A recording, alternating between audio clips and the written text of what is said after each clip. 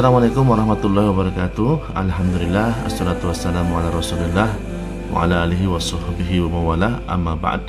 Sahabat mahasiswa dan mahasiswi sekalian yang dirahmati Allah subhanahu wa ta'ala, jumpa lagi di sesi mata kuliah. Pada kesempatan kali ini kita akan bersama bahas tentang akhlak dalam keluarga.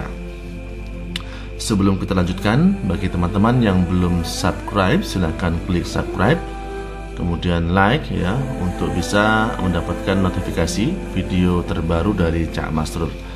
Baik, sahabat sekalian yang dirahmati Allah subhanahu wa ta'ala, kita langsung saja bersama kita bahas tentang akhlak dalam keluarga. Akhlak dalam keluarga untuk sesi kali ini kita akan coba jelaskan tentang akhlak bagi suami dan istri. Sahabat mahasiswa dan mahasiswi sekalian yang dirahmati Allah subhanahu wa ta'ala, Allah subhanahu wa ta'ala menjadikan suami dan istri itu sebagai salah satu tanda di antara kebesaran Allah subhanahu wa ta'ala, salah satu ayat di antara ayat-ayat Allah subhanahu wa ta'ala. Dalam surat Ar-Rum ayat 21, Allah subhanahu wa ta'ala berfirman, A'udzu billahi minasyaitonir rajim, Bismillahirrahmanirrahim. Wa min ayatihi an khalaqa lakum min anfusikum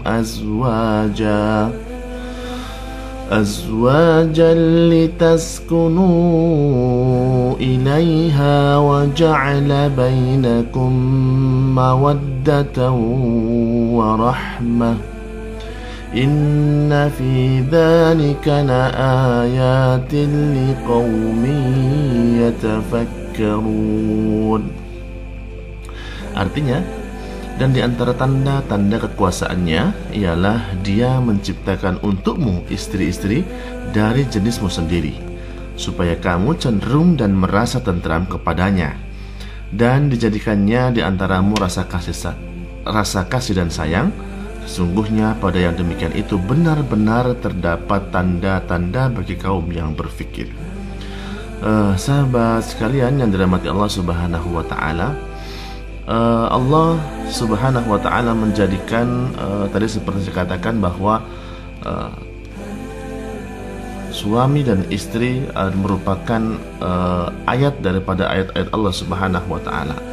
Kalau coba kita renungkan, hayati, bahwa ternyata Allah subhanahu wa ta'ala menjadikan pasangan kita sebagai ayat atau sebagai tanda-tanda daripada kebesaran Allah subhanahu wa ta'ala. Kata ayat ini selama ini mungkin kita dengar yang namanya ayat itu ada huruf ada harokat, itu berbunyi dan sebagainya. Tetapi ternyata di sini Allah subhanahu wa ta'ala menjadikan ada ayat-ayat yang lain yang mungkin bukan berupa huruf, bukan harokat dan sebagainya, tetapi apa? Tetapi pasangan kita. Pasangan-pasangan kita, suami, istri, ini merupakan juga ayat di antara ayat-ayat Allah subhanahu wa ta'ala. Sahabat mahasiswa dan dirahmati Allah subhanahu wa ta'ala, jadi kalau setiap kita coba muhasabah jadi kalau setiap kita menjadikan atau menganggap bahwa pasangan kita adalah ayat di antara ayat-ayat Allah, maka yang terjadi adalah bagaimana kita mengagungkan, memuliakan pasangan kita, memuliakan pasangan kita. Kalau kita seorang suami misalkan menganggap bahwa istrinya adalah ayat di antara ayat-ayat Allah, maka yang terjadi adalah bagaimana seorang suami akan bertanggung jawab, berkasih sayang terhadap istrinya. Sebaliknya, jika seorang istri menjadikan suaminya ibarat seperti ayat di antara ayat-ayat Allah, maka seorang istri pasti akan memuliakan, kemudian berbakti kepadanya, dan tentu berharap keberkahan dari suaminya, dari beramal soleh dan ketaatan kepada suaminya itu sebagai amal ibadah kepada Allah subhanahu wa ta'ala. Berikutnya Allah Subhanahu wa taala menjadikan dari pernikahan itu ya, dari berkumpulnya antara dua insan manusia, laki dan perempuan itu sebagai tempat untuk mendapatkan ketenangan di sisi Allah Subhanahu wa taala.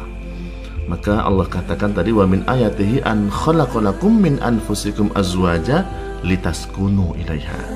Jadi Allah Subhanahu wa taala menjadikan pasangan-pasangan itu sebagai tempat mendapatkan ketenangan, litaskunu ilaiha, agar engkau mendapatkan ketenangan di sisi Allah Subhanahu wa taala dengan menikah, dengan menjalin hubungan pernikahan yang sah. Kemudian waja'ala bainakum mawaddatan wa rahmah. Allah Subhanahu wa taala jadikan mawaddah ya, di antara mereka, dan warahmah. Apa itu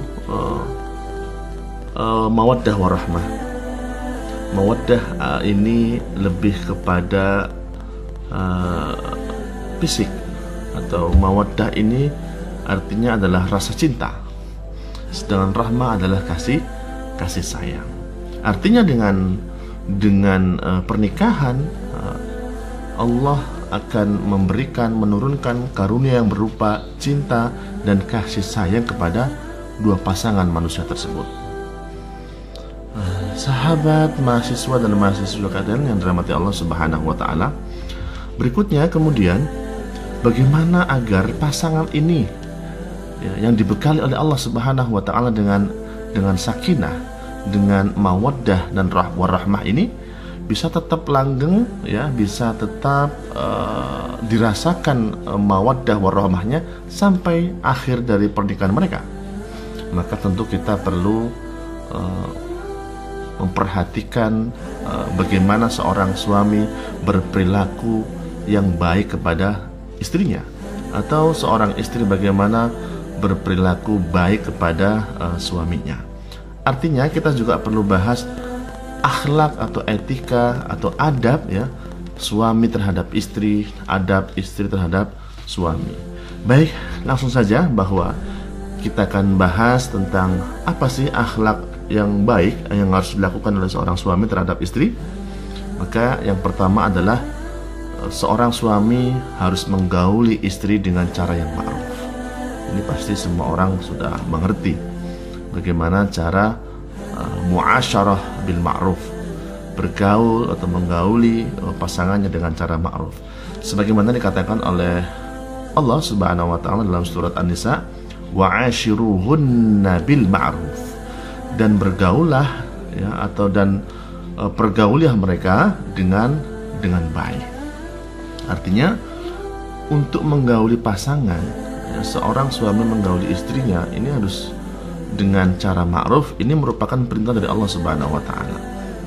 Apa itu ma'ruf? Ya baik, artinya dari tutur katanya, dari mungkin perilakunya, dari sentuhan-sentuhannya, tentu harus bernilai kebaikan bagi pasangannya, bagi istrinya. Kemudian Rasulullah Shallallahu Alaihi Wasallam juga mengatakan, khairukum li ahli wa ana khairukum li ahli, yaitu seorang suami harus berlaku baik kepada keluarganya. Rasul mengatakan khairukum li ahlihi, sebaik-baik kalian adalah orang yang baik kepada keluarganya. Wa ana khairukum li ahli, dan saya adalah orang yang paling baik di antara orang yang paling baik atau orang yang paling berbuat baik kepada keluargaku. Itu kata Rasulullah. Artinya seorang suami harus berperilaku baik kepada istrinya. Baik seperti apa? Ya tentu bertanggung jawab terhadap keluarganya, bertanggung jawab terhadap sandang, pangan, papan bagi istrinya tentunya. Ya, bagi istrinya.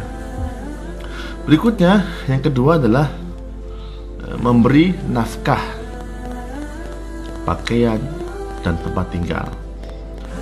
Sebagai konsekuensi pernikahan, seorang suami bertanggung jawab terhadap istrinya itu dia memberikan nafkah. baik nafkah batin maupun nafkah lahir. Oke, yang dimaksud di sini adalah nafkah lahir ya, artinya memberikan kebutuhan kesehariannya, pangannya. Maka seorang suami dia bertanggung jawab terhadap makannya, terhadap kehidupan istrinya. Memberikan nafkah itu, bahkan ulama fikih mengatakan bahwa memberikan makan kepada istri, kepada pasangan ya, itu dalam bentuk makanan yang sudah matang. Ini sebenarnya hukum awalnya begitu. Memberikan pangan, memberikan makan, nafkah kepada istri berupa makanan memang sudah siap dimakan. Ini hukum asalnya. Tetapi memang di era sekarang tentu mungkin ibu-ibu lebih suka mentahnya ketimbang makanan yang sudah matang. Tetapi ala kulli hal, yang jelas bahwa tanggung jawab kebutuhan pangan ini adalah di pundak seorang suami terhadap istrinya. Kemudian pakaian di sini tentu ya pakaian yang standar menutup aurat ya, bukan pakaian yang berlebihan, bukan pakaian yang di atas rata-rata orang-orang kaya begitu. Yang jelas standarnya adalah bagaimana seorang suami memberikan pakaian untuk menutup aurat istrinya. Ya. Jika ada kelebihan, ada diberikan rezeki yang lebih dari Allah Subhanahu wa taala, boleh memberikan tambahan pakaian yang agak lebih mungkin lebih bagus, lebih mahal begitu ya. Nggak masalah, itu ya bagus, bahkan apabila seorang suami memberikan pakaian terbaik buat istrinya sebagai bentuk tanggung jawab, bentuk kasih sayang kepada keluarganya, kepada istrinya. Kemudian juga tempat tinggal. Tempat tinggal ini tempat berteduh artinya. Tidak mesti harus rumah milik pribadi atau milik sendiri, tidak. Yang penting pokoknya seorang istri itu mendapatkan makan, pakaian, dan tempat tinggal untuk dia istirahat. Tidak harus milik pribadi, boleh ngontrak ya, atau mungkin rumah pinjaman atau rumah dan sebagainya. Yang jelas tidak harus itu milik pribadi oleh atau milik pribadi seorang suami. Allah Subhanahu wa taala berfirman dalam surat At-Talaq, A'udzubillahi minasyaitonir rajim. Bismillahirrahmanirrahim. Liyunfiq du sa'atin min sa'atihi wa man qudira 'alaihi rizquhu falyunfiq mimma ataahu Allah. مما آتاه الله لا يكلف الله نفسا إلا ما آتاها. Yang artinya, hendaklah orang yang mampu memberi nafkah menurut kemampuannya, dan orang yang disempitkan rezekinya hendaklah memberi nafkah dari harta yang diberikan Allah kepadanya.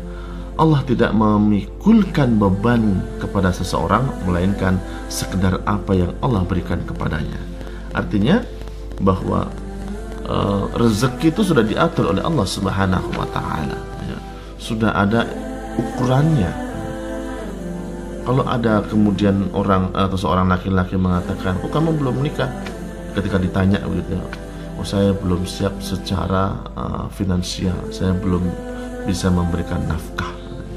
Padahal ya, bagi seorang bujang standar atau kelayakan dia untuk menikah, standar seseorang laki-laki itu boleh menikah itu adalah bukan mapan secara finansial, secara keuangan, tetapi apa? Kalau melihat atau mengacu dari hadis Rasulullah SAW, ya ma'syara syabab man istata'a minkumul ba'ah falyatazawwaj.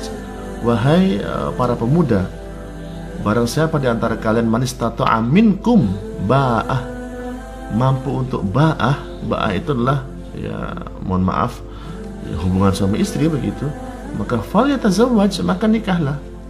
Karena apa? Dengan menikah itu ternyata bisa menundukkan pandangan, menjaga kemaluan, menenteramkan jiwa, ya, menumbuhkan kasih sayang, ya. Sakinah tadi kan mawaddah warahmah.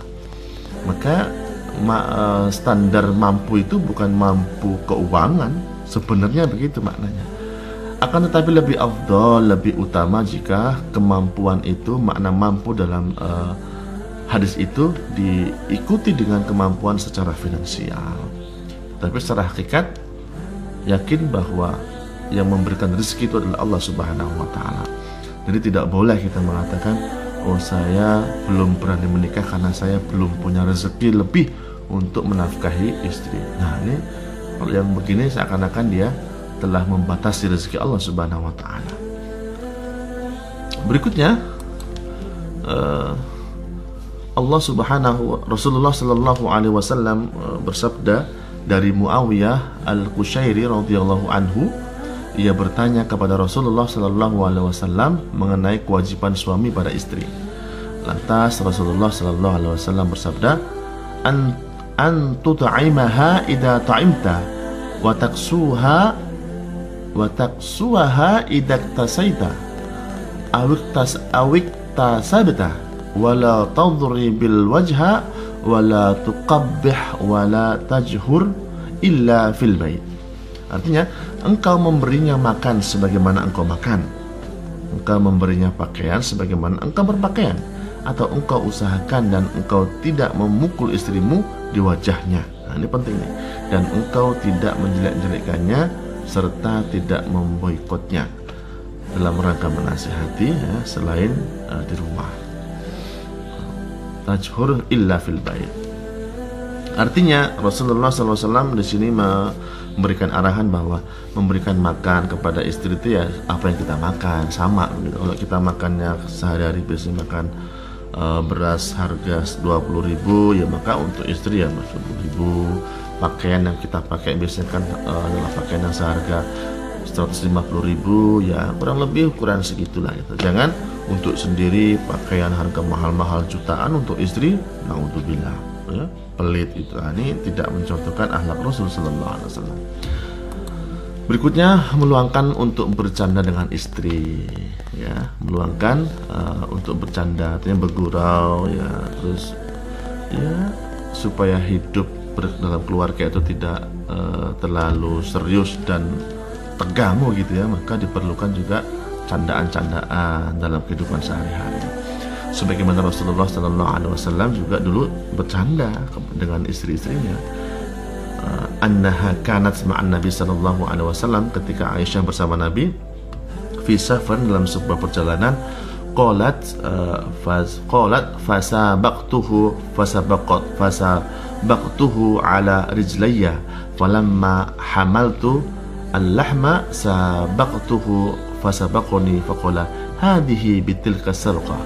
Kata Rasul ya, dari Aisyah radhiyallahu anha, ia pernah bersama Nabi sallallahu alaihi wasallam dalam sebuah perjalanan. Aisyah lantas berlomba lari bersama beliau dan ia mengalahkan Nabi sallallahu alaihi wasallam. Tatkala Aisyah sudah bertambah gemuk ya, bertambah berat badannya, ia berlomba lari lagi bersama Rasul sallallahu alaihi wasallam, namun kala itu ia kalah. Lantas Nabi sallallahu alaihi wasallam bersabda, ini balasan untuk kekalahanku dahulu, sambil Rasulullah juga tersenyum bercandai istrinya begitu ya. Ini kan sesuai dengan lagunya Aisyah itu kan, Aisyah na na na na na na na na na na. Nah, itu saya tidak hafal lagunya. Jelas lagu itu mengambil terinspirasi dari hadis ini, hadirin sekalian. Ya, bercanda ya, jangan terlalu kaku dengan hidup berkeluarga itu. Ada canda, ada tawa seperti itu. Yang keempat, mendengarkan curhatan istri ya. Ya, kalau istri curhat biasanya ibu-ibu sekalian atau para wanita itu suka bercerita ya. Ketika misalkan dari luar, dari kumpul tempat kerjanya atau dari tempat keluarganya, pulang ke rumah cerita, pengen didengerin gitu kan. Maka seorang suami harusnya ya walaupun mungkin dia sedang capek, lelah, sedang tidak mau mendengar, minimal pura-pura mendengar begitu ya, merespon positif gitu. Agar apa? Ya, agar istri merasa diperhatikan.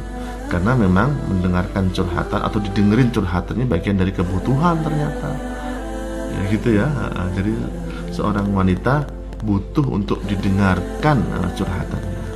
Atau minimal omongannya perlu didengarkan saja, perkara nanti mau membenarkan atau tidaknya belakangan, yang penting didengerin dulu gitu kan. Seperti itu. Kemudian yang kelima, ini penting, bahwa tanggung jawab seorang suami itu adalah mendidik agama. Ya, Allah Subhanahu wa taala mengatakan dalam Al-Qur'an surat Tahrim, ya ayyuhalladzina amanu qu anfusakum wa ahlikum nar. Hai orang-orang yang beriman, peliharalah dirimu dan keluargamu dari api neraka. Tanggung jawab seorang suami itu besar sekali terhadap istrinya, terhadap anaknya, ya, bahwa dia bertanggung jawab di dunia dan di akhirat. Bertanggung jawab terhadap apa? Siksa api neraka. Ku anfusakum wa ahlikum nar. Jaga dirimu dan keluargamu dari panas api neraka. Ali bin Abi Thalib mensikapi makna ayat ini tentang ku anfusakum wa ahlikum nar. Beliau mengatakan, ajarilah mereka adab dan agama. Ya, jadi jaga dirimu dari panas api neraka dengan apa? Menurut Ali bin Abi Thalib, mengajari mereka adab dan agama. Sedangkan menurut Ibnu Abbas, lakukanlah ketaatan kepada Allah dan hati-hatilah dengan maksiat. Perintahkanlah keluargamu untuk mengingat Allah dengan berzikir. Niscaya Allah akan menyelamatkan kalian dari jilatan neraka. Kemudian menurut Mujahid, ya, bertakwalah kepada Allah dan nasihatilah keluargamu untuk bertakwa kepadanya. Jadi ya ayyuhalladzina amanu qu anfusakum wa ahlikum nar itu memiliki makna bertanggung jawab, memberikan edukasi, mendidikan agama kepada keluarganya, anak dan istrinya. Dan yang keenam adalah menjaga aib istri, ya, menjaga aib. Allah Subhanahu wa taala akan jadikan suami istri itu seperti pakaian, ya. Seperti pakaian. Apa fungsi pakaian? Menutup aurat yang pertama. Fungsi pakaian itu menutup aurat. Kalau pakaian tidak bisa menutup aurat, maka artinya pakaian ini compang-camping, berarti pakaiannya tidak standar, pakaiannya berarti buruk dan sebagainya. Jika seorang suami tidak bisa menjaga aib istrinya, berarti suaminya buruk, ya. Suaminya compang-camping, suaminya sama seperti pakaian bolong begitu, ya. Dan yang ketujuh, berhias diri di depan istri, sebagaimana juga suami menginginkan demikian terhadap istri. Allah Subhanahu wa taala mengatakan, walahunna mithlul ladzi 'alaihinna bil ma'ruf. Dan para wanita mempunyai hak yang seimbang dengan kewajibannya menuntut atau menurut cara yang ma'ruf. Artinya sama, istri juga harusnya menjaga penampilan untuk suaminya, suami pun juga harus menjaga penampilan untuk istrinya. Jangan mentang-mentang sudah laku gitu kan, udah nikah, awalnya sebelum nikah dia menjaga fisiknya, olahraga setiap hari, bahkan fitness begitu kan, supaya kelihatan gagah. Sudah menikah, anak 1, 2, nggak memperhatikan lagi penampilannya, bleber kemana-mana. Nah, ini juga ini sebagai sindiran juga buat kita semua di sini. Pentingnya menjaga penampilan untuk siapa? Untuk pasangan kita. Kalau demikian berarti menjaga kebugaran, kecantikan, kesehatan, kegagahan ini adalah bentuk ibadah, ya, untuk membahagiakan pasangan. Jadi saya setuju sebenarnya kalau ada suami yang mensupport ini, misalkan ada istri yang suka perawatan gitu, suka perawatan lulu dan sebagainya, setuju saya. Ditambah bila perlu biayanya dari suaminya. Nah, tapi niatnya menjaga kecantikan ini atau menjaga supaya awet muda ini, niatnya untuk membahagiakan pasangan, bukan hanya untuk tampil menarik dilihat orang lain. Naudzubillah, apalagi dilihat suami orang lain, suami orang, atau supaya dilihat keren oleh istri orang. Naudzubillah, salah orientasi seperti itu, ya. Demikian tadi adalah akhlak seorang suami terhadap istri. Lalu bagaimana kemudian seorang istri di sini? Akhlak seorang istri kepada suami. Ya, tentu sebagaimana diajarkan oleh guru-guru kita, ya, oleh Rasulullah SAW, bahwa seorang istri harus taat kepada suami, menjaga aib suami, seperti juga suami menjaga aib istri. Tidak menginfakkan harta suami kecuali mendapat izin dari suami. Kemudian bersyukur atas pemberian suami, ridho dengan pemberian suami, berdandan dan berhias untuk untuk suami. Nah, ini ya, artinya tadi yang kewajiban suami terhadap istri hampir mirip, sama kewajiban istri terhadap suami. Cuman bedanya kalau taat ini adalah istri kepada suami. Ketika seorang wanita belum menikah, maka dia wajib menurut taat berbaktinya kepada kedua orang tuanya yang pertama. Ketika sudah menikah, maka beralih ketaatannya, berbaktinya itu pindah kepada suami, baru kepada kedua orang tuanya. Ya, taat terhadap suami. Masya Allah, Rasul Shallallahu Alaihi Wasallam mengatakan bahwa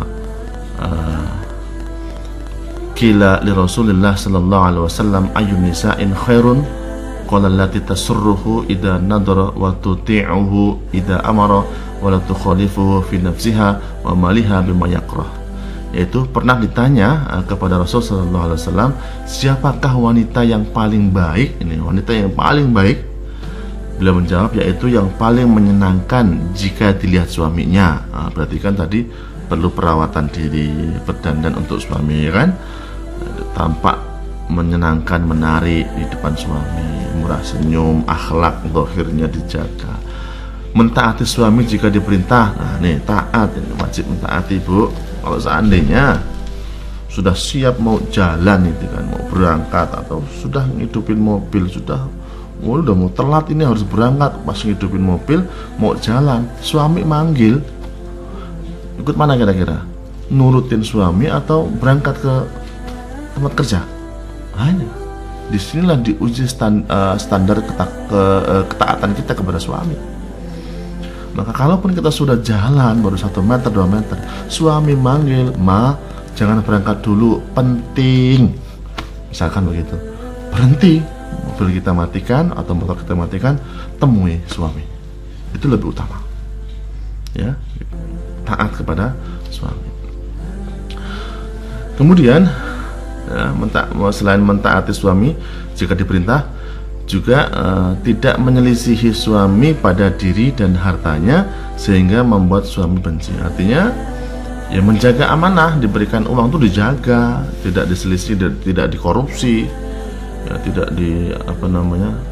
disimpan tanpa sepengetahuan suami, tidak. Ada istilahnya itu, ada meme bahwa carilah istri itu yang pinter nyari duit. Maksudnya apa? Nyimpen di mana aja ketahuan sama istri. Kenapa? Karena pintar nyari duit. Gitu. Ingat, ya tidak boleh seorang istri itu mengkorupsi uang belanja atau kebutuhan keluarga tanpa seizin suami, atau menggunakan uang suami ya tanpa izin. Harus izin, untuk sedekah pun juga harus izin, ya begitu. Menjaga aib suami tadi ya, hunna libasun lakum wa antum libasun lakum, bahwa Allah mengatakan mereka adalah pakaian bagimu dan kamu pun pakaian baginya. Tadi apa fungsi pakaian? Pertama untuk menutup aurat, yang kedua untuk tampil lebih cantik, lebih menawan ya di depan pasangan. Yang ketiga, tidak menginfakkan harta suaminya kecuali mendapatkan izin suami. Nah ini, meskipun tadi ya, kita mau sedekah dari uang belanja yang diberikan oleh suami, perlu izin, Bu, izin dulu, Pak, ini mau izin uangnya Umi atau Mami ambil 200.000 untuk infak ya. Ya Mi, silakan, nanti Papa tambah lagi 1 juta karena Umi sudah punya niat baik untuk sedekah. Begitu ya. Kemudian Nabi Sallallahu Alaihi Wasallam bersabda, la tunfiku imra'atun syai'an min baiti zawjiha illa bi'idni zawjiha. Janganlah seorang wanita menginfakkan sesuatu dari rumah suaminya kecuali dengan izin suaminya. Ini dalilnya. Berikutnya, yang keempat, bersyukur atas pemberian suami. Ya, berterima kasih diberikan misalkan uang belanja, kebutuhan untuk perawatan diri, meskipun secara zahir mungkin belum sesuai dengan ekspektasi ibu, ya. Ekspektasi seorang istri harusnya pengennya uang belanjanya 1 juta seminggu, ini cuma dikasih 100.000 seminggu. Ya bersyukur, alhamdulillah suami saya berpenghasilan, ya. Suami saya memberikan saya nafkah walaupun seminggu 100.000. Bersyukur dulu, insya Allah akan Allah berikan nanti keberkahan di dalam rezeki itu. Allah akan tambah nanti rezekinya. Rasulullah SAW bersabda, ya, yang artinya bahwa dan aku melihat neraka, kata Rasulullah. Aku belum pernah sama sekali melihat pemandangan seperti hari ini. Dan aku lihat ternyata mayoritas penghuninya adalah para wanita. Naudzubillah, ya.